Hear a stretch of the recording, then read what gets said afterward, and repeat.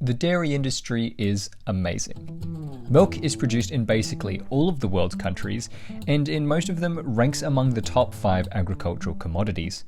Milk and dairy products account for about 14% of the global agricultural trade, and the industry is growing fast.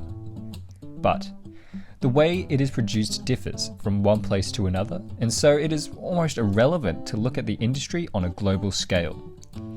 One of the biggest concerns with dairy is its impact on the environment. Cows and other livestock produce methane gas as a byproduct of digestion. Methane gas traps up to 100 times more heat in the atmosphere than carbon dioxide within a 5-year period.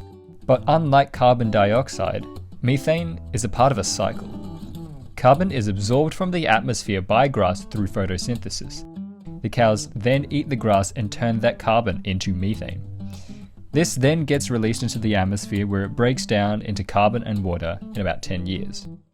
Although methane does exist in this cycle, large concentrations, like livestock in industrial farms, can put a stress on the environment.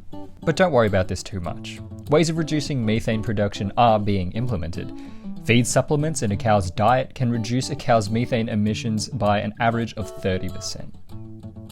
As much as I could go on about emissions, the dairy industry is far more complex than just cow burps. For milk to be produced in a cow, it needs to be pregnant.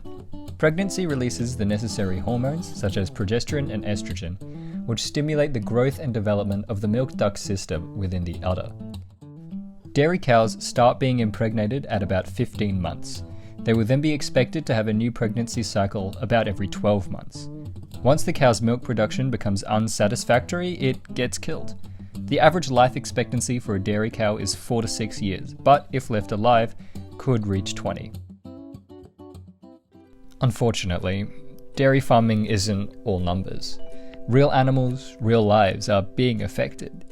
It is often claimed this efficiency is at the cost of the animal's well-being.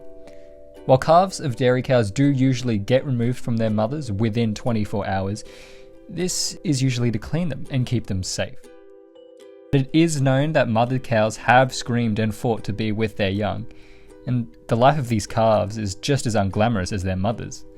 Female calves will be kept until they are able to be impregnated and produce milk, and male cows will either be raised for several weeks, then killed for veal, or fed into a beef farming operation. Some are killed simply because they are unneeded. As I said earlier, this isn't the reality for the entirety of the world. Some farms still milk cows in the traditional way, without a machine. I got to experience this on a trip to an organic farm in Kilkivan, Queensland. Organic dairy standards state that dairy cows must have outdoor access throughout the year. Look for the organic certified dairy products next time you're in the shops, or don't. I can't tell you what to do. If this information has put you off dairy, or if you're wondering what alternatives there are, then go watch my other video titled Animals vs. Alternatives for more information. It's not my place to tell you if you can or can't have dairy, but I hope you're finishing this video with more information than you started with. If not, I'm sorry for wasting your time. See ya, and thanks for watching.